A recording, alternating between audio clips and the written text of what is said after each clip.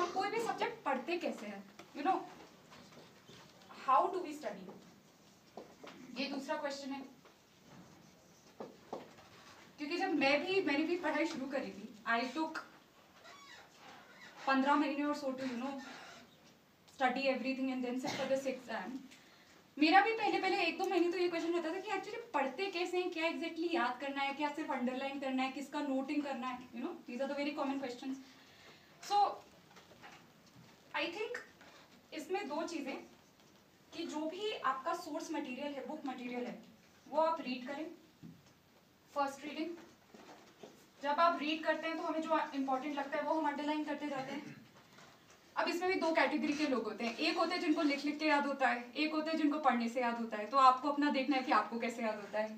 तो जिनको पढ़ने से याद होता है वो दोबारा बार सेकंड रीडिंग करे, और जिनको लिखने से याद होता है वो लिख के याद करें, नोट्स बनाए।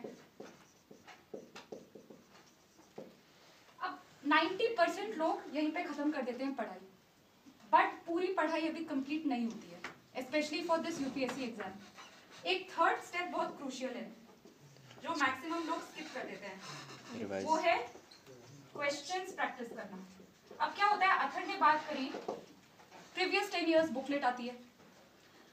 आजकल जो प्रीवियस 10 इयर्स बुकलेट आती है वो भी बड़ी ऑर्गेनाइज्ड है। हर सब्जेक्ट के भी टॉपिक वाइज क्वेश्चन आते हैं कि पिछले 10 साल में, मान लीजिए पॉलिटी का कोई भी सब्जेक्ट हो, पार्लियामेंट में भी पार्लियामेंट के पिछले 10 साल में कौन से क्वेश्चन आए हैं। तो अगर आपने पार्लियामेंट पहली बार पढ़ा तो आप तो पहले समझेंगे अच्छा क्या है। दूसरी बार या तो रीड करेंगे या नोट्स बनाएंगे।